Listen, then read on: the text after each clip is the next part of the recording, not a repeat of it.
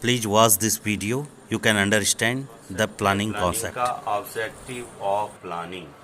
Planning का क्या उद्देश्य है, क्या ऑब्जेक्टिव्स हैं, क्यों प्लानिंग करना अनिवार्य है, why planning is necessary, why all managers has to do the planning, without planning how they can do anything inside the industries. That is the main things. So here we are going to discussions about the objective of plannings के objective. Number 1, provide knowledge.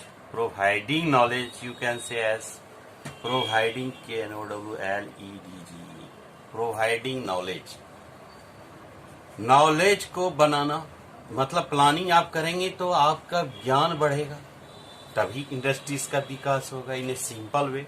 If or we can say the planning is a well discussed programme which provides adequate information and knowledge is about the enterprises to internal and external people.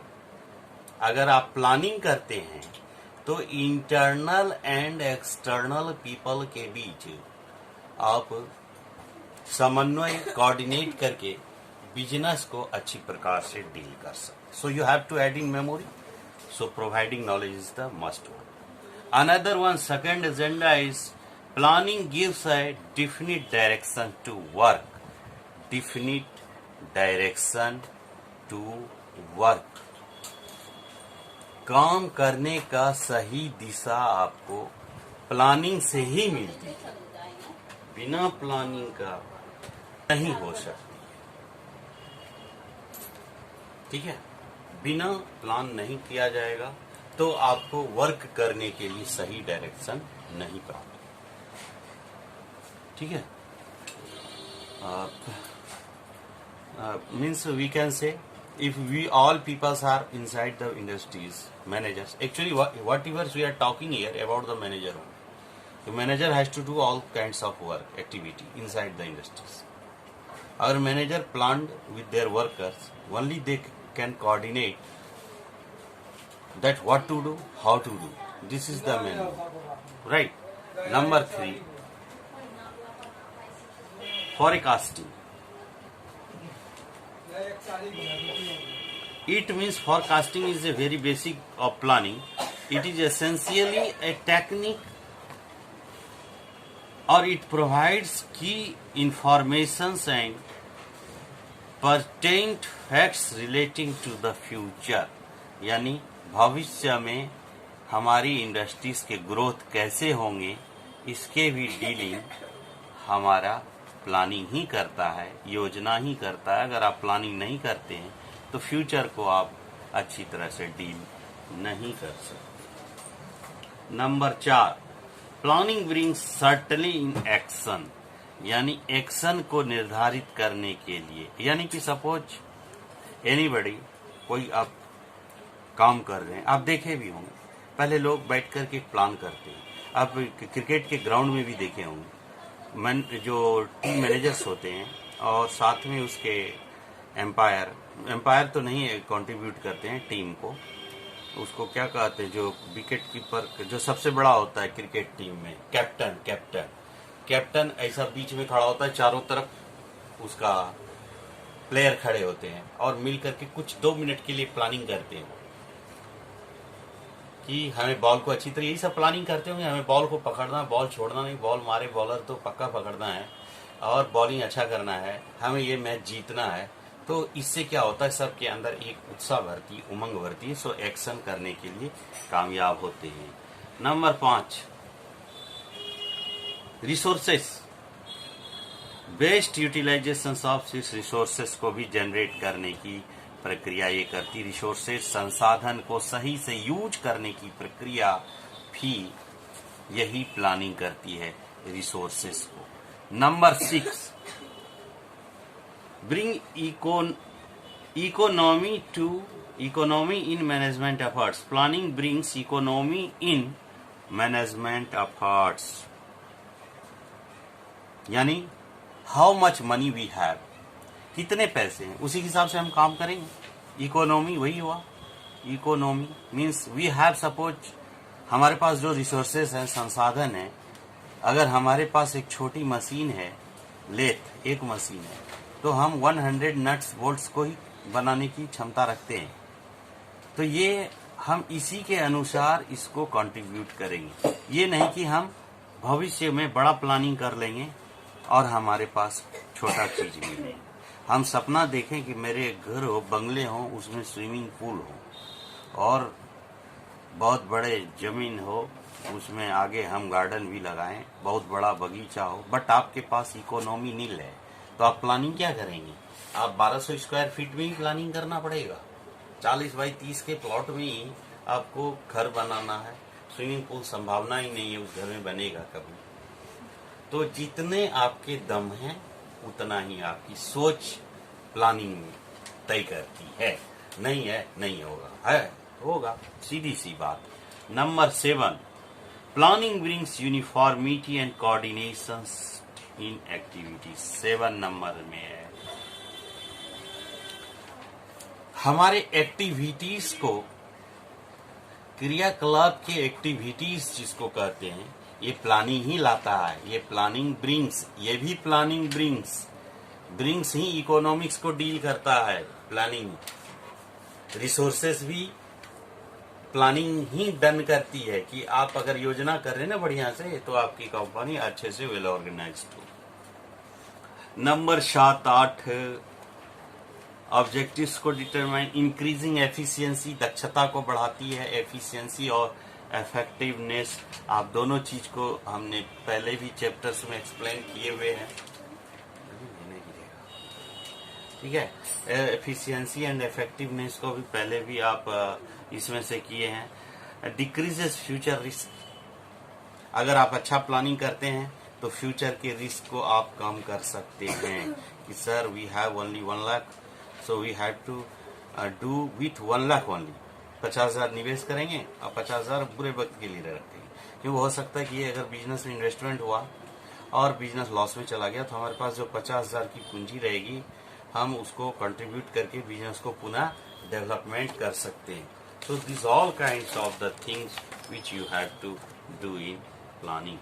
Advantage और importance of necessary of planning. Advantage क्या है planning का? Advantage of planning, ठीक है। Planning का advantage देखिए, फायदे, योजना बनाने के क्या क्या फायदे हो सकते हैं। पहला बुक, हम आगे की ओर देख सकें, टू लुक अहेड, आगे की ओर सोच सकें, इसीलिए हम प्लानिंग करेंगे जीवन में और इंडस्ट्रीज में, ताकि हमारे आगे का देखने का नजरिया स्पष्ट हो सके। बिना planning life can be spoil. और एंटीसिपेट चेंजेस, ठीक है, और कोई तरह के अगर आपको उसमें बदलाव करना है तो आप प्लानिंग में ही कर सकते हैं। नंबर 3, इम्पैक्ट ऑफ चेंजेस और एप्रोप्रिएट रिस्पॉन्स। ये सारे चीज स्कोप ऑफ प्लानिंग जो है, प्लानिंग के क्या क्या स्कोप है, हम उसका चर्चा कर रहे हैं। हम अगर सीधे भाषा में कहें, ये चूंकि 5-6 चीजों, हम पीछे जो जितने भी एक्सप्लेन किए, कुछ स्कोप क्या है इसका अगर आप समझें, तो बेसिकली हम 3-4 चीजों को भी अगर लें तो प्लानिंग आपके मेथड्स को बताती है, और या आप मेथड समझिए, प्रोसीजर समझिए, एक पद्धति है। दूसरा अगर आप देखिए, पॉलिसी समझिए, या कंपनी के पॉलिसी को समझ सकते हैं या स्ट्रेटेजी को समझ सकते हैं कि किस स्ट्रेटेजीज पे वर्क करती है। और ये दोनों ही चीज हमारे गिवन बजट्स के अनुरूप हम डील कर सकते हैं। यानी जितना बजट हमारा रहेगा, हम उसके अनुसार, उसी मेथड, उसी प्रोसीजर से, उसी नियम के अधीन हम किसी भी कंपनी के काफी आगे ग्रोथ कर सकते हैं, काफी आगे लेकर के जा सकते हैं, ठीक है। An objective should example of objective reasoning के फायदे क्या क्या हैं कि वो आगे की ओर अपना गोल को अचीव करने का सोचता है, ठीक है। दूसरा देखते हैं कि टू एंटीसिपेट चेंजेस होता है, कुछ बदलाव होता है फ्यूचर में, तो बताए ना कि कुछ बदलाव होगा फ्यूचर में, तो वो बदलाव को वो प्लानिंग कंजर्व कर लेता है, यानी योजना अगर सही प्रकार से हो तो वो व्यवस्थित होता है, बिना फेल होता है, ठीक है। फोकसिंग अटेंशन ऑन ऑब्जेक्टिव से सारे होइएगा। अब देखिए, तो ये चीज हमने स्कोप ऑफ प्लानिंग का एक्सप्लेन कर दिया, आपको समझ में आ गया होगा। एक्चुअली उतना ज़्यादा डिटेल में जाइएगा तो भी आपको दिक्कत ही हो जाएगा।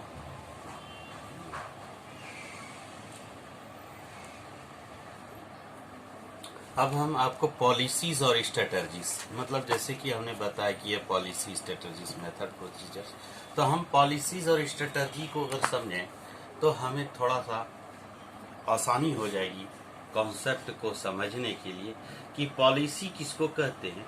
तो पॉलिसी इज ए गाइड, ये एक गाइड है। आपको इसके नोट्स हम एक और इसमें पीडीएफ फॉर्म में भर करके उसमें डाल देंगे, आपको नोट्स आप देख लीजिएगा।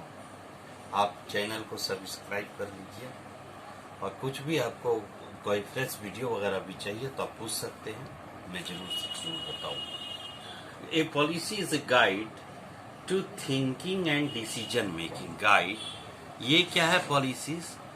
Thinking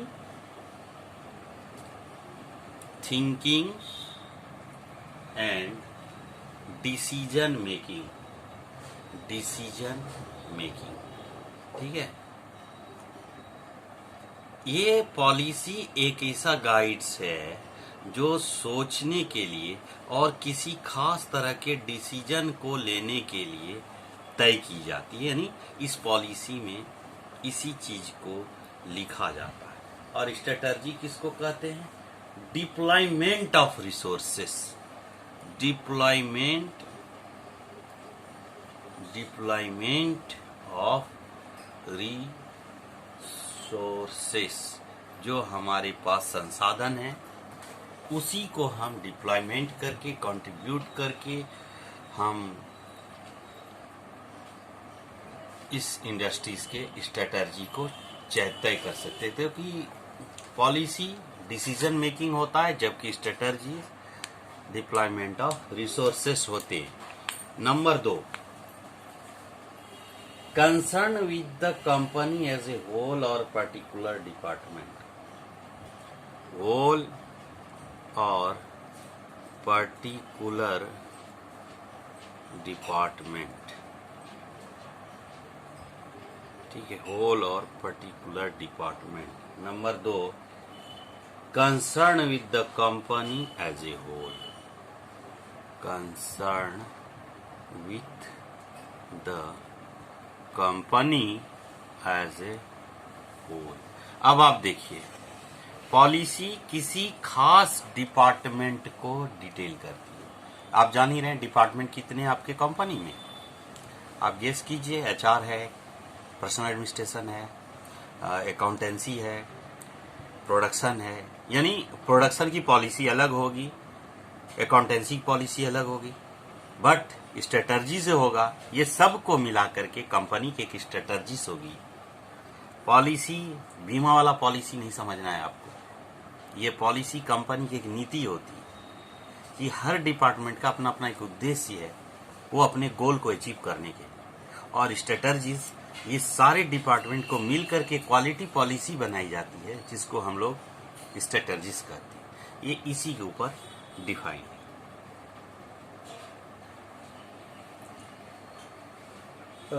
it is a standing plan for respective use, it is a contingent plan.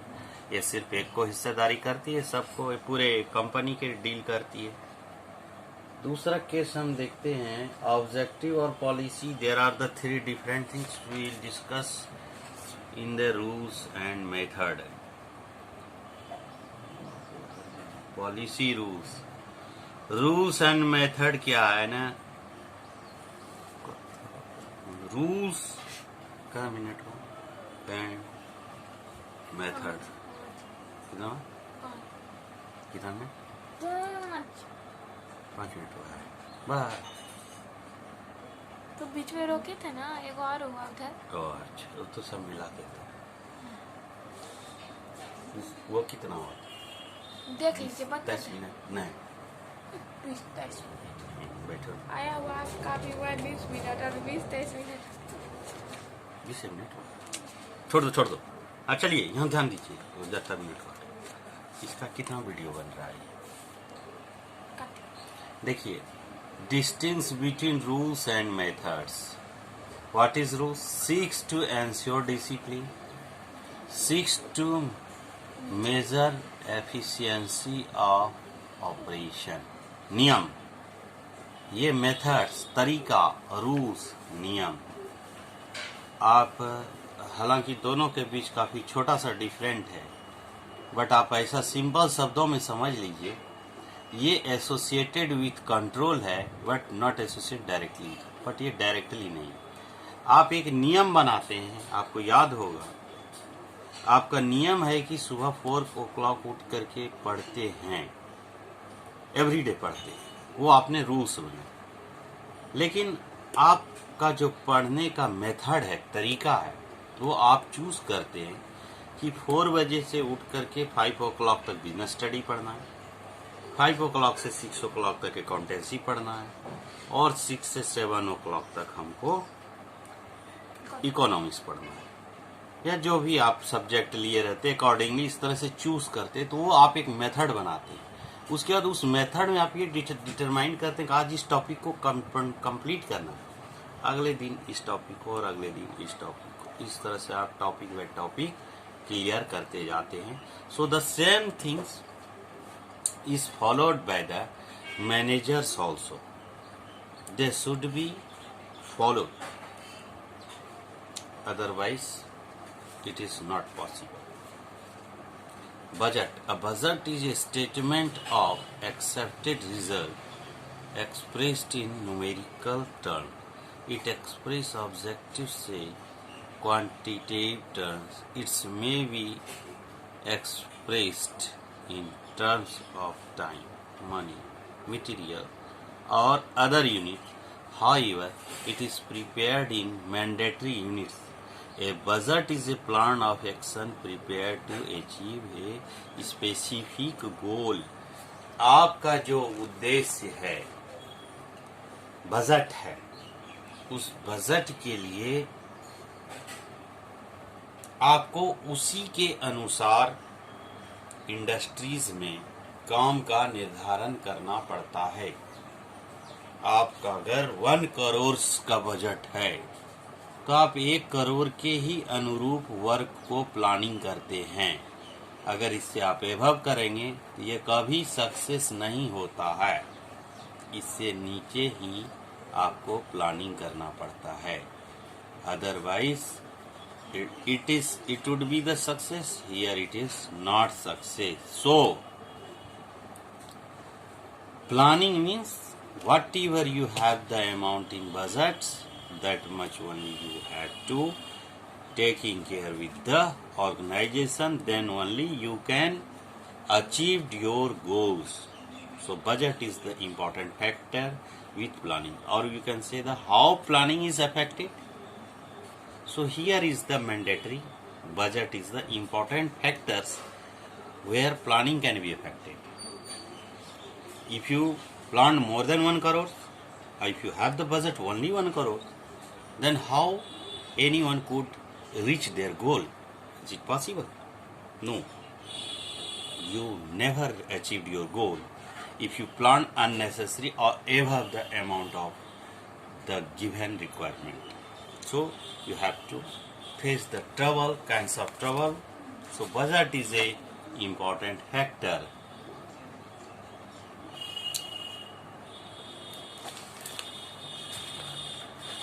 Characteristics of budget. अच्छा okay, how we can define as the budget? Budget को अगर हम define करें, we'll get it the know. A budget is a financial aid और quantitative statement prepared and approved prior to a defined period of time। सीधी भाषा में हम बोलें तो बजट एक ऐसा पैसा है जो आप किसी काम को करने के लिए पहले से तय की जाती है। घर का बजट 10,000, बस 10,000 आपको दे दिए, आप 10,000 में घर का काम कीजिए। अब ज्यादा हो रहा है तो आपका प्रॉब्लम, कम हो रहा है तो आपका प्रॉब्लम, जो भी हो रहा है आप जानिए। हम 10,000 दे दिए, आपका बजट है, सिंपल। तो इसी तरह से इंडस्ट्रीज में होते हैं। अरे हम 5 करोड़ दे दिए तो 5 करोड़ होते हैं।